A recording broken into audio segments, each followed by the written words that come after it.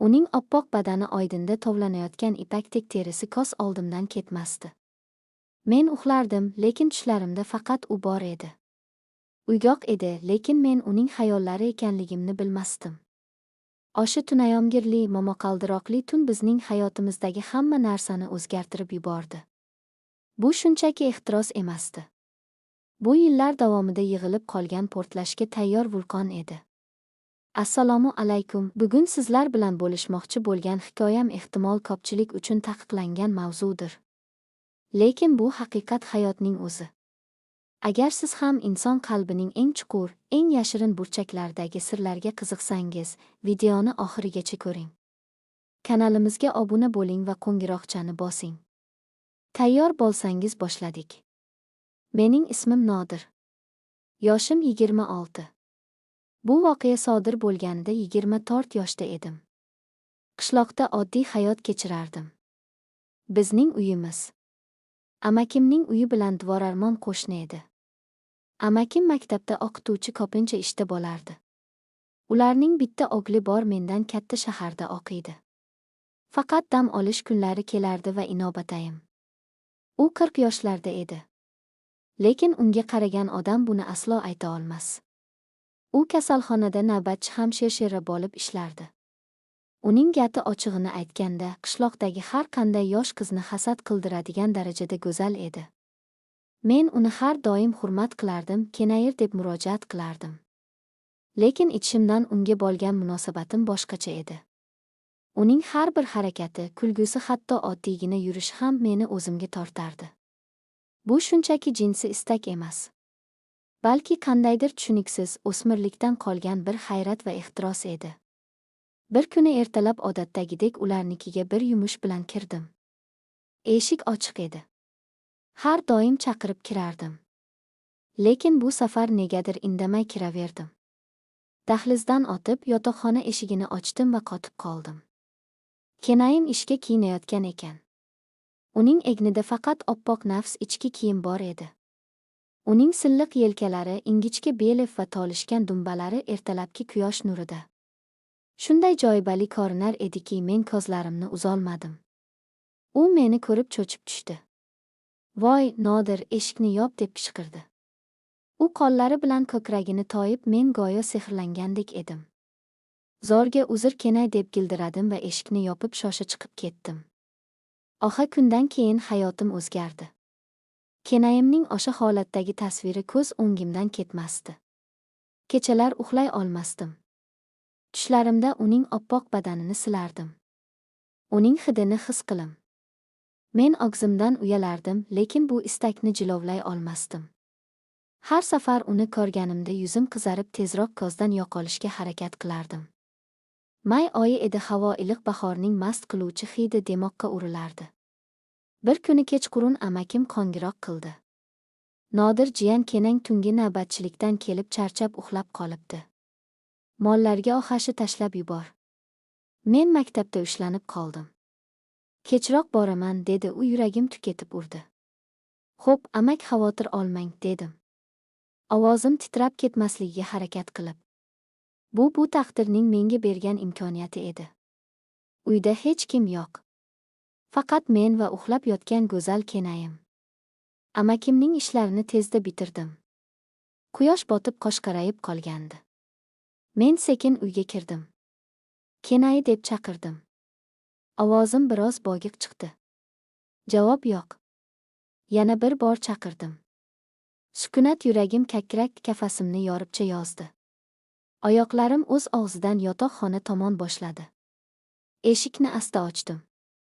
Uxlab yotardi. Ishdan kelgan kiyimida charchoqdan karavotga yuztuban yiqilgancha uxlab qolgan edi. Tizzasidan biroz yuqorida turgan yubkasi, oppoq koftasi. Uning tinch bir maromda nafas olishi xonadagi sukunatni buzardi. Men uning yoniga keldim. Uning sochlari yostiqqa yoyilib yotardi. Men uning yoniga o'tirdim. Qo'llarim titrardi. Uning yuziga tushgan sochini sekin ko'tardim. Uning terisi shunday silliq, shunday issiq ediki, men engashib uning yuzidan o'pdim. O'kda xuddi kapalak qanoti tekkandek. U qimirlamadi. Bu mening jur'atimni oshirdi. Men uning yubkasini sekin yuqoriga ko'tara boshladim. Uning oppoqilliq oyoqlari keyin esa oppoq tursiga ko'rindi. Mening nafsim bogizimga tiqildi. Men uning sonlarini silay boshladim. Qo'llarim yuqorilab bordi. Uning terisi mening qo'llarim ostida biroz titragandan deb bo'ldi. Lekin u uyg'onmadi. Men uning tursiga ustidan o'pdim. Uning o'ziga xos ayollik meni mast qilardi. Men o'zimni to'xtata olmasdim. Bu shunchaki shahvat emasdi. Bu yillar davomida yig'ilgan hayrat, ehtiros va balki sevgi edi. Men uning tursigini sekin pastga tushirdim. Uning eng mahrum joyi ko'zlarimga ochildi. Men engashib tilim bilan u yerni erkalay boshladim. Men go'yo chanqagan sayohatchi edim va bu meningim edi. Men uning tanasining har bir nuqtasini opib silab chiqdim. Uning makkasini ko'rdim. Lifchigini yechdim. Uning oppoq to'lishgan ko'kraklarini qo'llarim bilan ushladim. Uchlarini tishladim. Mening ehtirosim shu qadar kuchli ediki, men tezda o'zimni yo'qotib qo'ydim va bo'shandim. Tursigining ustiga. Men biroz uyaldim. Lekin bu hissiyot to'lqinni to'xtata olmasdim. Men biroz tinchlandim, lekin nafsim hali qonmagan edi. Men o'rnimdan turdim, shimni yechdim. Mening asbobim to'shakib turgandi. Men yana uning ustiga engashdim, uni o'zimga tortdim. Men uning tanasiga o'zimnikini ishqalay boshladim va shu payt u ko'zlarini ochdi. Uning ko'zlarida avvaliga tushunmovchilik, keyin esa dahshat va gazab paydo bo'ldi. Nodir, nima qilyapsan? Iflos deb qichqirdi. U va menga tarsak tushirdi. Yuzim lovillab ketdi. Tush ustimdan. Hozir amakimga aytaman, sharmanda qilaman, deb baqirardi u tirchilab. Lekin men endi to'xtay olmasdim. Mening ichimdagi hayvon uyg'ongan edi. Men uninglarini ushlab boshning yuqorisiga qayirdim. Sizni istayman. Kenai. Faqat sizni, dedim ovozim xirillab. Men o'zimni uning ichiga ardim. U qichqirdi. Og'riqdanmi yoki zavqdanmi bilmadim. Men harakatlanib boshladim. Avvaliga sekin, keyin tezroq. Uning tanasi mening harakatlarimga javob bera boshladi. Uning qarshiligi asta-sekin susayib, o'rnini ingrashlar va chuqur nafaslar egalladi.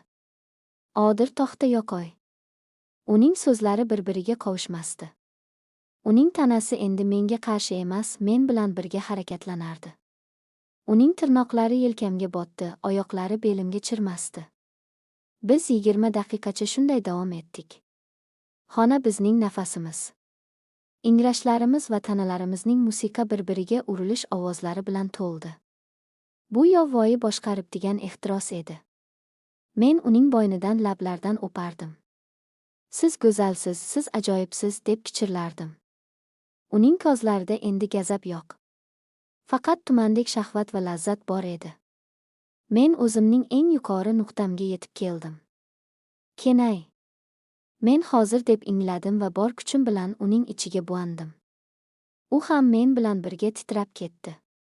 Uning tanasi qattiq taranglashib, keyin bo'shashdi. Biz bir-birimizning quchog'imizda holsiz yiqildik.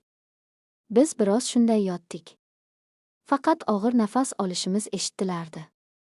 Men boshimni ko'rib uning yuziga qaradim. Uning ko'zlari yumilgan yuzida qandaydir tinchlik va qoniqish ifodasi bor edi. Men uning terlagan peshonasidan o'pdim, mazza qildim, Kenai.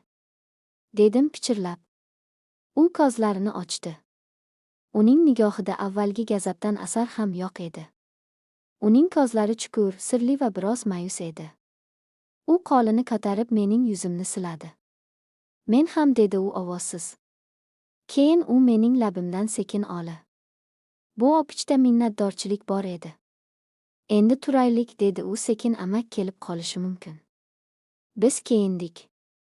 Xonadagi havoda hali ham bizning ehtirosimiz hidi bor edi. Men eshik oldiga borganimda u meni to'xtatdi. Nodir, dedi u menga tikilib, bu oramizda qolsin. Men bosh irgadim, albatta, Kenai. U biroz jim turdi-da, keyin sekin qo'shimcha qildi. Amak yo'q paytlari kelib. O'sha kundan boshlab mening hayotim butunlay o'zgardi. Endi men amakimning ishga ketishini, kenayimning navbatchilikdan qaytishini intiqib kutadigan bo'ldim. Bizning uchrashuvlarimiz tez-tez takrorlanadigan bo'ldi.